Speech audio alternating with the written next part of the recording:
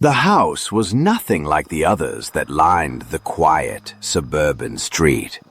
While every home stood neat and predictable, clean lawns, white fences, and symmetry, this one broke the rules. It was a patchwork of crooked walls and impossible angles, like something built from memory rather than blueprints. To some, it was a masterpiece. To most, it was wrong. The kind of place you didn't look at too long. The kind of place that looked back. Inside, the air was always cold. Not the kind that came from bad insulation, but the kind that lingered, as if the walls themselves were holding their breath. The floors creaked in patterns.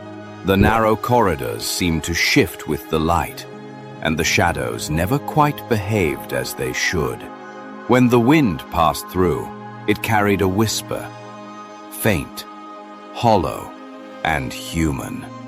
It was said the house sighed at night, waiting for someone to answer. Ethan had lived there his whole life, and over the years he'd stopped noticing the strange things. The slanted hallway that never led straight, the echo that sometimes replied too quickly, the way the lights dimmed when he walked alone. All of it had become part of what he called home. But there was one detail he could never shake. His bedroom window looked out onto a narrow, enclosed walkway that led to the front door, a passageway of shadows and concrete. From that window, Ethan could see anyone standing there, yet no one could see him. It was his secret vantage point, a silent watchtower. Sometimes he swore the house wanted him to watch. When summer came and his parents left town for a week, the silence felt heavier than ever, thick, almost alive. The floors groaned louder. The air pressed colder against his skin. He invited his girlfriend, Lena, to stay, pretending it was for fun, for company. But deep down, he knew the truth. He didn't want to be alone with that house, because lately, it had started to feel like it wasn't just waiting anymore. It was listening. The first night passed easily. They watched movies, shared a bottle of wine, and laughed about how the house creaked with every gust of wind.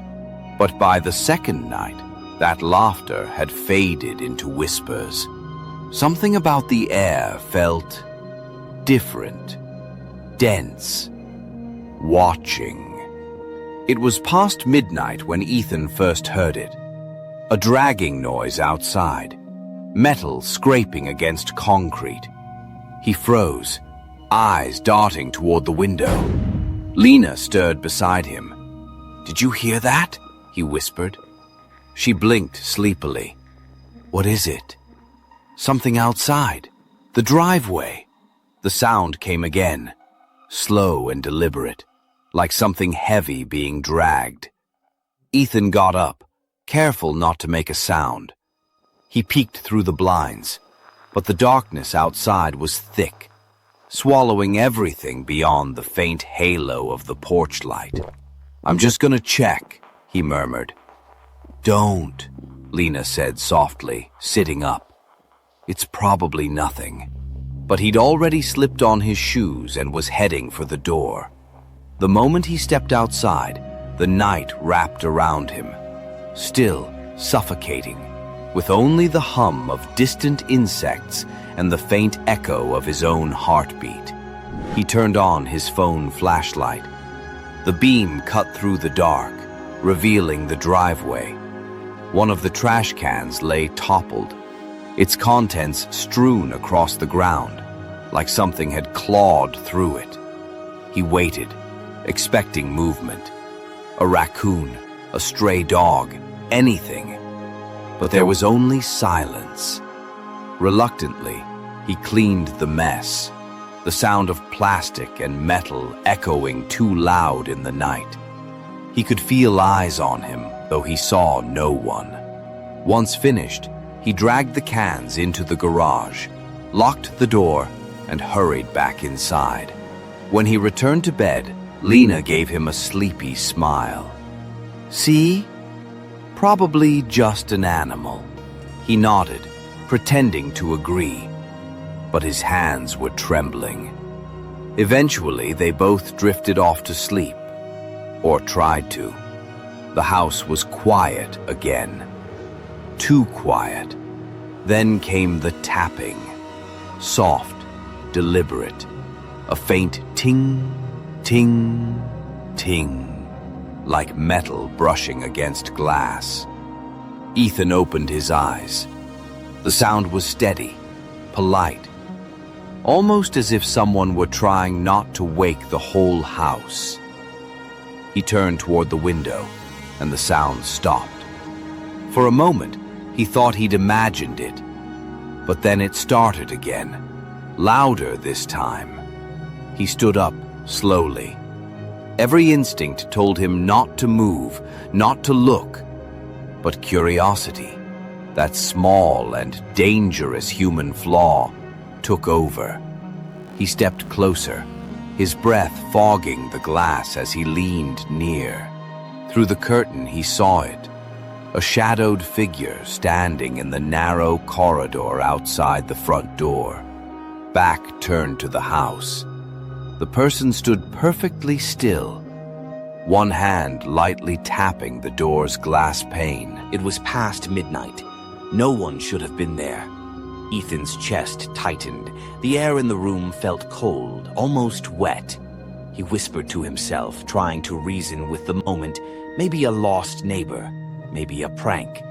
But then the figure tilted its head, listening, and began to turn. Ethan ducked instantly, heart pounding, pressing himself against the wall below the window. His breath came in shallow bursts. For nearly a minute he didn't move. The tapping had stopped. When silence returned, he dared to peek again. Slowly, carefully, he lifted the curtain and froze. A face stared back inches from the glass. Its eyes were hollow, sunken deep into the skull, its skin stretched and wrinkled as if melting away. The mouth hung open, motionless, no sound, no breath, just those empty eyes locked on him. Ethan fell back with a scream, dragging the curtain shut. Lena jolted awake as he fumbled for his phone, hands shaking uncontrollably. "Someone's outside," he gasped, dialing for help. They locked the door and waited. 10 endless minutes passed before the police arrived. Ethan led them through the house, pointing to the window. But whoever had been there was gone. No footprints, no broken glass. Just faint handprints smeared on the outside, long, thin, and strangely wet. The officers searched the yard and found nothing. "Probably just a trespasser," one said. "Maybe a prank." But his eyes told a different story, cautious, uncertain. Days passed.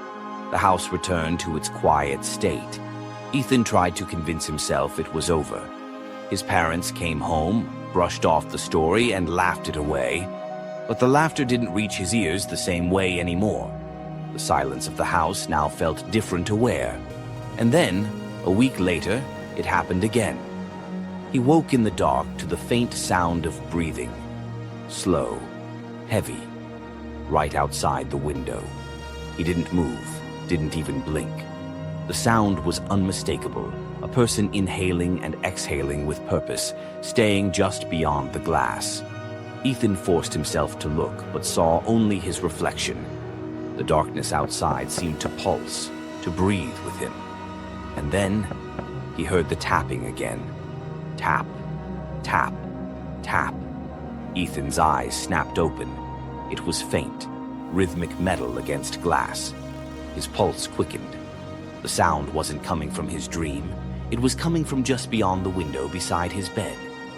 He pushed the blanket aside and moved slowly toward the curtain. The tapping continued, unhurried, almost polite. Through the thin fabric, he could make out the silhouette of a person standing at the front door, back turned toward him gently, knocking against the glass. For a moment, Ethan couldn't breathe. Who would come to the door at this hour? And why not ring the bell? The figure shifted slightly, head tilting, as if listening for movement inside. Then it began to turn. Ethan dropped to the floor instantly, pressing his back against the wall, heart pounding so violently he was sure the stranger could hear it. Seconds passed, maybe minutes. The tapping had stopped. He wanted to believe the person was gone, but something in him knew better. Slowly, he rose again, his trembling fingers pulling the curtain just enough to peek through. The breath froze in his lungs. A face stared back. It was impossibly close to the glass, no more than 2 inches away. The eyes were pale and sunken, the skin wrinkled and sagging like melted wax. The mouth hung open, expressionless. It wasn't just someone looking in, it was someone waiting. Ethan stumbled backward with a scream, tearing the curtain shut. Lena woke with a start, clutching his arm as he fumbled for his phone and called the police. When the officers arrived 10 minutes later, the stranger was gone. No footprints, no signs of forced entry, nothing but the faint residue of handprints smeared across the outside of the window. They checked the property twice and told Ethan to call again if he saw anything unusual. Days passed. Life seemed to return to normal. His parents came home unconcerned when he told them what had happened. Probably just some drifter, his father said, waving it off. Ethan wanted to believe that. He really did. But then came the nights, the ones that followed, when he would wake to the faint sounds outside his window. Not the scraping of trash cans this time, not tapping either. Just breathing. Long, slow, deliberate breaths. And every time he dared to look outside, the darkness seemed to stare back. Before moving to the next one, if you liked the video, please hit the like button, subscribe to our channel, and share it with your friends. Now let's move further. The intruder in the silence. It began on one of those nights when the world feels too still, the kind of silence that presses against your ears until even the faint hum of the refrigerator feels deafening. Outside, the town slept under a blanket of heavy darkness. Inside, one lone light flickered through the blinds of a small house at the edge of town. Ethan lived there, mid-30s, quiet, withdrawn, the kind of man who preferred the company of his thoughts over people. His home was modest, 1 bedroom, a cramped kitchen, and a living room that carried the scent of old wood, and something older, something that had been there long before him. But to Ethan, it was perfect. No noise, no interruptions, no one to knock on the door. Just peace, pure, heavy, isolating peace. Freedom, though, came with its ghosts. Years of solitude had reshaped him. His nights stretched longer. His sleep became a rumor. While the world woke with the sunrise, Ethan came alive in the dark. 3 a.m. wasn't late, it was his hour, the moment the world belonged entirely to him. That night, his desk was his kingdom. The soft, pale glow of his computer screen carved him out of the darkness, his fingers moving across the keys in a steady rhythm. Tap, tap, tap. It was hypnotic, the pulse of a man alone with his thoughts. The silence that wrapped around him wasn't empty. It was thick, alive, breathing in time with his own. And then, it happened. A sound, faint, sharp, and completely out of place. Not the hum of a machine or the creak of settling wood. Number. The sound was intentional. The kind of sound that doesn't just happen, it chooses to. And in that moment, Ethan froze his heartbeat, louder than the silence that followed. Because for the first time in years, he realized he wasn't as alone as he thought. Footsteps. Heavy, deliberate footsteps pounding down the hallway. They were too fast, coming straight toward his bedroom. Before Ethan could even process what he'd heard, 3 violent bangs shook his door. The kind of pounding that makes the air vibrate, the kind of sound that belongs to police raids, not peaceful homes. He froze. For a second, his mind refused to believe it. The sound was so sudden, so violent, it didn't feel real. Then instinct took over. He shot up from his chair so fast that his knee slammed into the desk. His computer monitor toppled over with a crash, and he stumbled backward, heart hammering so hard it drowned out everything else. For a moment, there was nothing but the sound of his own breathing.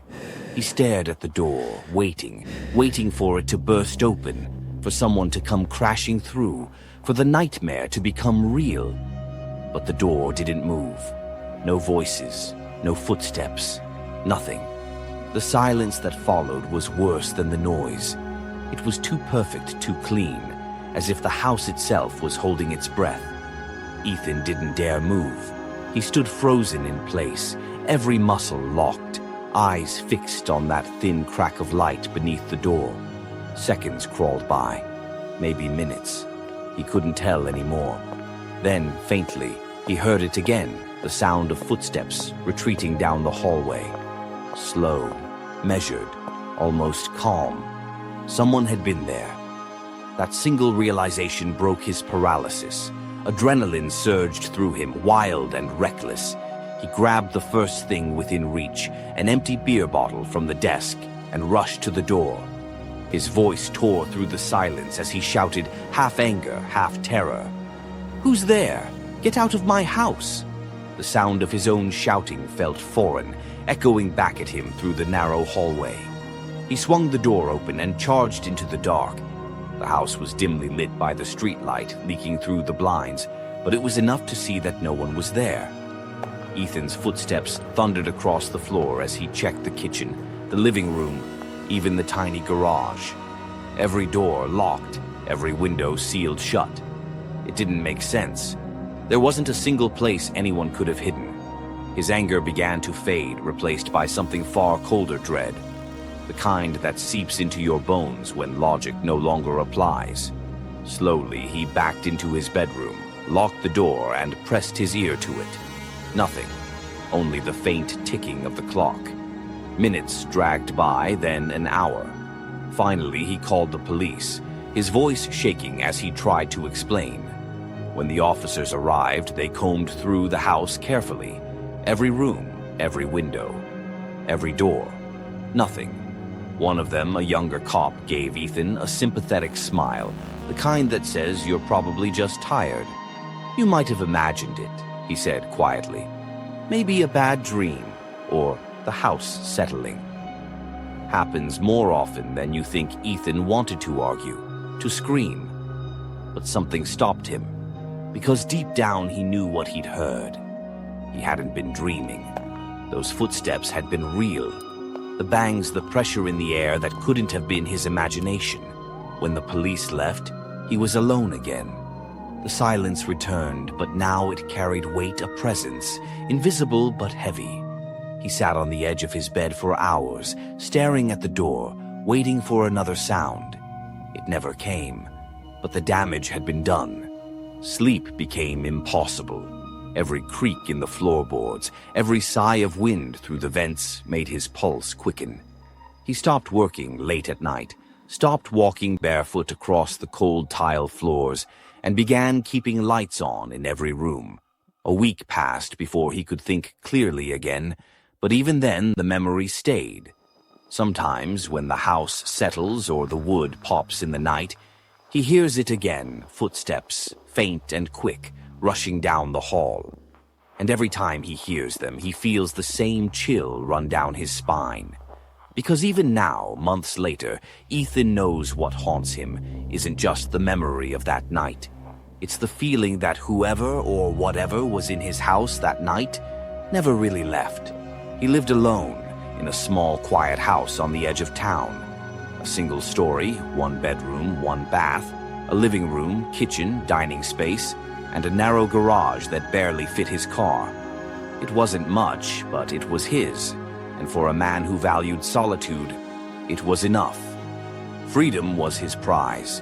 No wife, no kids, no boss, no alarms, just long open nights spent working at his computer under the hum of the desk lamp. He liked it that way. Most nights bled into morning before he ever thought about sleep. It was one of those nights around 3 in the morning when the silence broke. He'd been typing, lost in work, When the stillness of his house suddenly exploded with sound, heavy footsteps, pounding fast down the hallway, stopping right at his bedroom door. Then came the bangs, 3, maybe 4 deafening strikes, so loud they rattled the frame. He froze. For a moment, the entire world stopped. His heart slammed against his ribs. The first thing that flashed in his mind wasn't confusion, it was survival. Someone was inside. Someone had broken in. He shot up from his chair, knocking his knee against the desk, his monitor clattering to the floor. His breath caught in his throat as his eyes locked on the door. He waited for it to burst open for the intruder to charge in. But nothing came. No footsteps, no movement.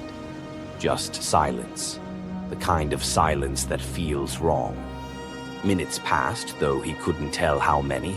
He stood there, muscles tense, body locked, unable to move. Then, faintly, he heard it, footsteps again. But this time, they were retreating. Slow, steady, back down the hallway. Something inside him snapped. Without thinking, he grabbed an empty beer bottle from his desk and tore open the door, sprinting after whoever was there. He screamed a raw, guttural sound that barely felt like his own voice echoing through the dark house. But when he reached the end of the hall, no one was there. Every door was still locked, every window sealed. The rooms were empty. The air felt thick and stale, and the silence that followed was worse than the banging. He ran back to his room, locked himself inside, and called the police. When they arrived, they searched every corner, every possible hiding spot. Nothing. One of the officers suggested he must have left something unlocked, that maybe he'd imagined part of it. But he knew he hadn't. He was sure of it. For the next week, his life unraveled. Sleep was impossible. Every creak, every whisper of the wind through the vents felt like footsteps. He replayed that moment again and again, the pounding, the door, the silence searching for something he missed. Then came the second night. It was around 2:47 a.m. when he woke to absolute stillness.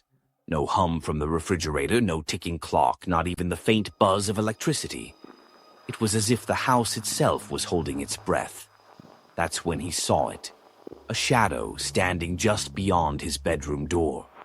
It didn't move, didn't breathe, just watched. He blinked, unsure if he was dreaming. Then slowly he reached for the lamp beside his bed. The instant light filled the room, the shadow shifted. Not walking, but gliding, as though pulled by invisible strings, vanishing down the hallway. He leapt from the bed, his pulse pounding, following the trail into the living room, and froze.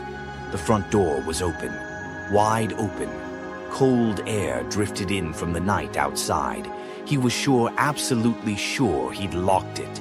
Every instinct screamed at him to run, but curiosity rooted him in place. He stepped closer. The world outside was pitch black.